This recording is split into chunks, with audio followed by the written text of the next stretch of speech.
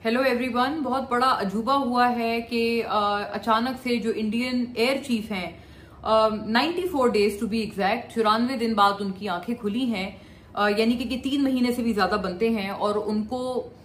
वो 94 डेज से ऐसा लगता है कि सो रहे थे। कोई हाइबरनेशन में नहीं, जो कुछ जानवर चले जाते हैं सर्दी के डर से या मर जाने के डर से। तो ये एक्चुअली एक चीज है। ऑब्वियसली जो वाइल्ड लाइफ के शौकीन लोग हैं और वो ये चीज देख सकते हैं कि हाइबरनेशन एक चीज होती है कि कई जानवर इसको प्रैक्टिस करते हैं और जब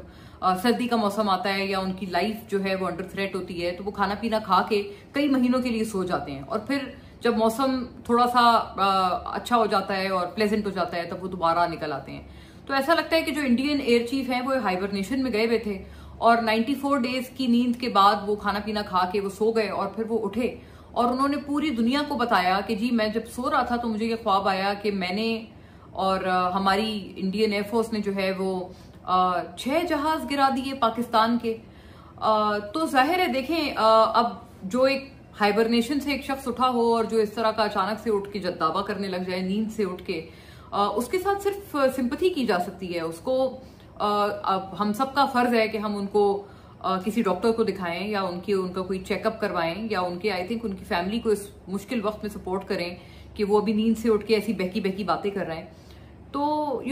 मैं आई एम क्वाइट सीरियस। ये इस बात में कोई मजाक का एंगल नहीं है।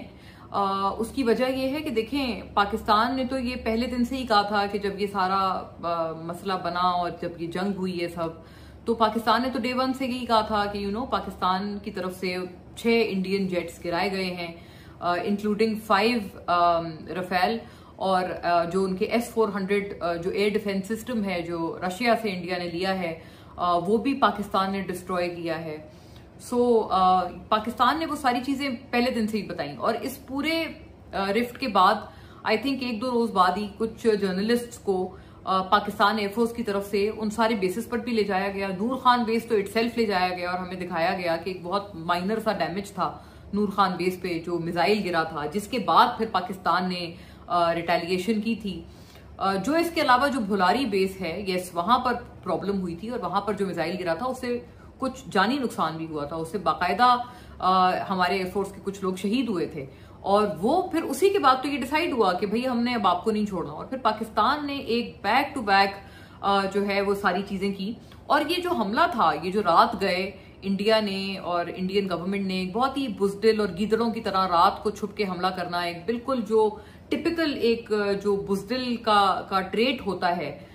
उस तरह से इंडिया ने हमला किया कि हमारे बेसिस को कुछ अटैक किया और सारा कुछ था। नूर खान बेस पे तो हम देख के आए हैं, हमें बिल्कुल उसके अगले हफ्ते ही ले जाया गया और हमें दिखाया गया वो बहुत ही नेग्लिजिबल किस्म का वहां पर लॉस था मिसाइल की वजह से। और वो एक बैरन पीस ऑफ लैंड था जहां पे एक मिसाइल का अटैक था जो कि नजर आ रहा था और उन्होंने इसलिए उसको इंटैक्ट रखा हुआ था। द पॉइंट इज कि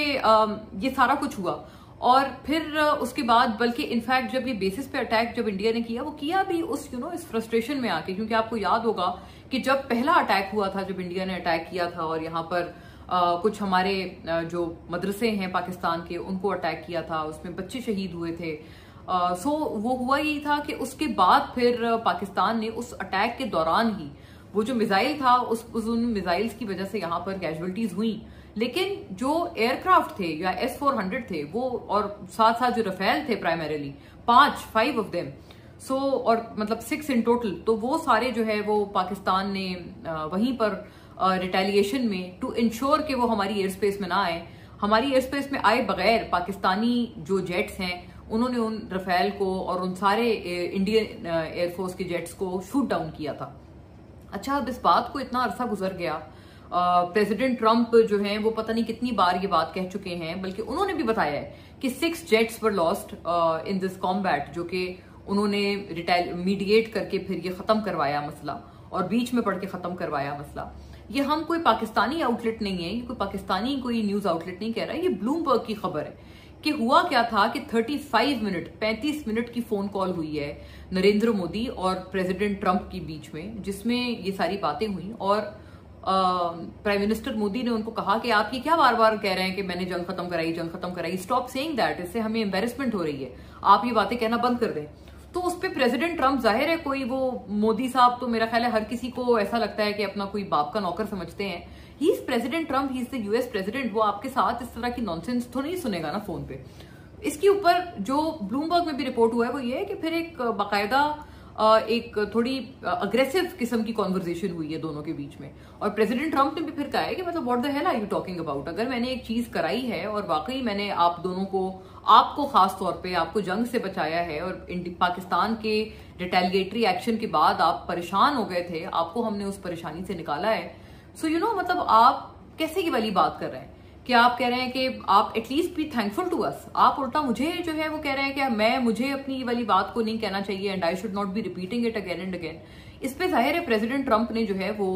अच्छी खासी एक झाड़ पे लाई है प्राइम मिनिस्टर मोदी को, और उसी के बाद से फिर ये जो टैरिफ्स का मसला बना है कि जो ये टैरिफ पे टैरिफ जो है वो थप्पड़ों की तरह मारा जा रहा है इंडिया को, और बहुत कुछ हो रहा है, तो वो सारा कुछ उसके बाद वो प्रॉब्लम बने। अच्छा ये सब कुछ हो गया, सारा जो है वो सब हुआ, उसके बाद अचानक मतलब 3 महीने से भी ज्यादा टाइम के बाद Indian air chief one fine day comes up and says this, जबकि जो प्रेस कॉन्फ्रेंस हुई थी इंडियन एयरफोर्स की इस पूरे रिफ्ट के या एस्केलेशन के बाद, उसमें उनसे पूछा गया कि आप बताएं आपके कितने लॉसेज हुए। उस प्रेस कॉन्फ्रेंस में उन्होंने नहीं कहा कि हमने 6 जेट्स गिराए हैं, उल्टा जब उनसे एक जर्नलिस्ट ने ये सवाल पूछा कि आप बताएं आपको कितने लॉसेज हुए हैं और लॉसेज हुए हैं या नहीं हुए, तो उस पर जो उनके स्पोक्स पर्सन थे उन्होंने क्लियर कहा कि हाँ हमें लॉसेज हुए हैं, but losses are a part of war, losses जो हैं वो जंग में होते हैं, और आप लॉसेज की बात ना करें। मतलब वो एक तरह से उनको डिक्टेट कर रहे थे कि आप मुझसे ये वाला सवाल आपने गलत किया, आपको नहीं पूछना चाहिए था मुझसे। तो मतलब एक तरह से उन्होंने कंसीड किया, माना, एडमिट किया कि लॉसेज हुए। फिर वो जो सुब्रमण्यम स्वामी हैं जो कि बीजेपी के एक्स बहुत बड़े लीडर हैं, उन्होंने भी एक पॉडकास्ट में ये वाली बात बोली कि यू नो पाकिस्तान से बहुत ज्यादा उन्होंने हमें जब रिटेलिएशन की और उससे पहले भी हमें बहुत ज्यादा जो जेट्स हैं हमारे उसके लॉसेस हुए थे, और इसी की वजह से बेसिकली फिर इंडिया ने मतलब एक एम्बेरसमेंट को अपनी छुपाने के लिए और जाहिर एक फ्रस्ट्रेशन में कि जब हमने ये सारे उनके 6 जहाज गिरा दिए थे, उसके बाद उसी फ्रस्ट्रेशन में इंडिया ने फिर रात गए बुज़दिलों की तरह हमारे बेसिस पे अटैक किया था, और उस अटैक के बाद फिर पाकिस्तान ने फुल थ्रॉटल जवाबी कार्रवाई की थी। और बाकायदा आपको पता है कि फजर का वक्त था, अर्ली मॉर्निंग, और उस टाइम पे बिल्कुल मतलब फजर की नमाज के बाद बाकायदा तौर पर वो जो मिसाइल पे मिसाइल थे वो इंडिया मारे गए थे, और जो जिस पूरे कमांड सेंटर से की सारी एक्टिविटी सुपरवाइज हुई थी वो भी एक पाकिस्तान एयरफोर्स के ही अंडर आता है, और वहां पर वो फैसिलिटी भी हम देख के आए हैं। वो एक बिल्कुल एक इतनी एडवांस्ड और इतनी एक आप समझें कि टेक्नोलॉजिकली सेवी वो जगह है कि जैसे कोई स्पेस एक्स का ऑफिस हो, और वहां पर बेसिकली सारा कुछ ये सब मॉनिटर किया गया, वहां से ये सारा ऑपरेशन किया गया, और जो साइबर अटैक भी इंडिया पे हुए थे कि मतलब साइमल्टेनियसली वहां के कई सारे सीसीटीवीज हैक हो गए थे, उनके डैम्स का जो कंट्रोल था वो भी हम लोगों ने हासिल किया था। वो जो साइबर स्पेस में अटैक किया था वो भी पाकिस्तान ने जिस जगह से बैठकर किया, वो जो फैसिलिटी है वो पाकिस्तान एयरफोर्स की है। और मैं ये बात सुनी सुनाई नहीं कह रही बल्कि देखी दिखाई कह रही हूँ, ये हम अपनी आंखों से a certain group of journalists were taken to that facility, और हम ये खुद देख के आ रहे हैं कि वो कितनी एक आप समझे एक एडवांस्ड जगह है कि जहां पर मल्टीपल एक स्प्री में जो है वो हैक करके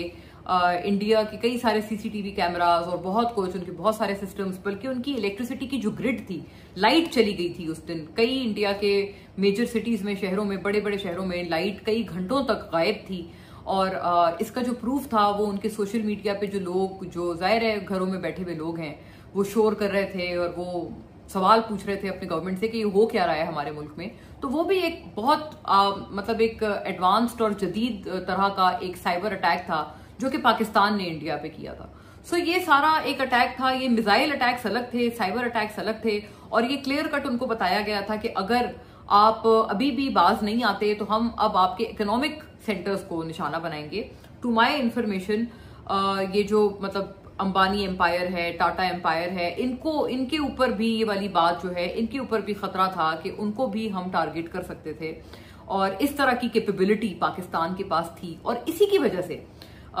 इंडिया भाग कर गया यूएस के पास, और फिर इसी के बाद उसी फॉरेन राइट अवे जो हमारे डेप्यूटी प्राइम मिनिस्टर हैं और फॉरेन मिनिस्टर भी हैं इसहाक डार, उन्होंने इंटरव्यू में बताया, उन्होंने बड़ा कैटेगोरिकली क्लियर होकर बताया कि किस तरह से उनको जो है वो माइक रूबियो का कॉल आया और उन्होंने कहा कि जी इंडिया जो है वो इस पे अब सीज फायर करना चाहता है और are you willing to cease fire. So हमारी तरफ से यही कहा गया कि हाँ हम बिल्कुल विलिंग है, अगर इंडिया सीज फायर करना चाहता है हमने उनको जवाब दे दिया है और अगर वो हमारे जवाब से परेशान हो गए सो हम सीज फायर के लिए विलिंग है। ये बात इसहाक डार साहब ने एक इंटरव्यू में की। आज तक कभी भी उस इंटरव्यू की कोई डिनायल नहीं आया है, ना यूएस की तरफ से आया है कि ये झूठ बोल रहे हैं, ना इंडिया की तरफ से आया है कि ये झूठ बोल रहे हैं। कभी ट्रंप का भी डिनायल नहीं आया बाय द वे कि जो प्रेसिडेंट ट्रंप ने कहा कि ये 6 जेट्स गिरे थे इंडिया के, कभी उसका डिनायल नहीं आया। लेकिन हाँ क्या आया, मतलब 90+ डेज के बाद, 3 महीनों के बाद उनके एयर चीफ जो हैं वो अपनी एक डीप स्लम्बर से उठकर कहते हैं कि जी हमने 6 जेट्स मार गिराए। अब उनके इस कॉमिकल क्लेम पर भी पाकिस्तान की तरफ से जो रिप्लाई आया है वो यही है कि हम एक टैली कराने को तैयार हैं। ये रिप्लाई है कि हम अपनी बिल्कुल एक टैली कराने को तैयार हैं कि हमारे कितने जो है एयरक्राफ्ट थे इस कॉन्फ्लिक्ट से पहले और आप गिन लें कि वो हमारे सारे जो एयरक्राफ्ट हैं वो इंटैक्ट हैं। और हम एक ऐसा नहीं कि पाकिस्तानी टैली या इंडियन टैली, हम एक इंडिपेंडेंट बॉडी की टैली करवाने को तैयार हैं कि इंटरनेशनल बॉडी आकर आए और गिने कि ये हमारे एयरक्राफ्ट पहले इतने थे और अब कितने हैं। और अगर अगर कोई उसमें कमी लगी, कोई अगर एयरक्राफ्ट मिसिंग हुआ सो ऑब्वियसली फिर इंडिया विल स्टैंड करेक्ट। और ऐसा तो हो नहीं सकता कि रातों रात जो है एक एयरक्राफ्ट जो है फौरी तौर पर असेंबल करके बना के वहां पर खड़ा कर दिया जाएगी, तो है नहीं possible. So I think India अगर अभी भी इनके अंदर थोड़ी सी भी कोई शर्म वाकई है तो इनको फौरी तौर पर पाकिस्तान का ये बहुत जेनरस ऑफर एक्सेप्ट करना चाहिए। और अगर इवन एक आयोटा का भी सच है इसमें, मतलब एक जहाज तो दूर की बात, कोई जहाज का पर भी इन्होंने अगर गिराया होगा तो वो भी उस टैली में जो है वो सामने आ जाएगा। सो आई थिंक अगर वही दोबारा कहती हूं, अगर एक आयोटा भी इस बात में सच है so I think they should avail this offer. लेकिन जाहिर है हम सब जानते हैं कि अवेल करना तो दूर की बात है और हमेशा की तरह वही एक वन साइडेड तमाशे से काम लिया जाएगा और दुनिया को ऐसा समझा जाएगा कि दुनिया हमारे इशारों पे नाचती है, हम जो मर्जी कहते हैं हर कोई उसको कबूल कर लेता है, हर कोई उसको एक्सेप्ट कर लेता है, कोई फैक्ट चेकिंग दुनिया में एग्जिस्ट नहीं करती और बस हम जो कहते हैं वही सारे लोग सुनते हैं और वही सारे लोग मानते हैं। But good luck to the Indian government, क्योंकि जो उनकी मिथ है वो सिर्फ एक छोटे से बच्चे के खिलौने से भी ज्यादा वो नॉन सीरियस और कॉमिकल है।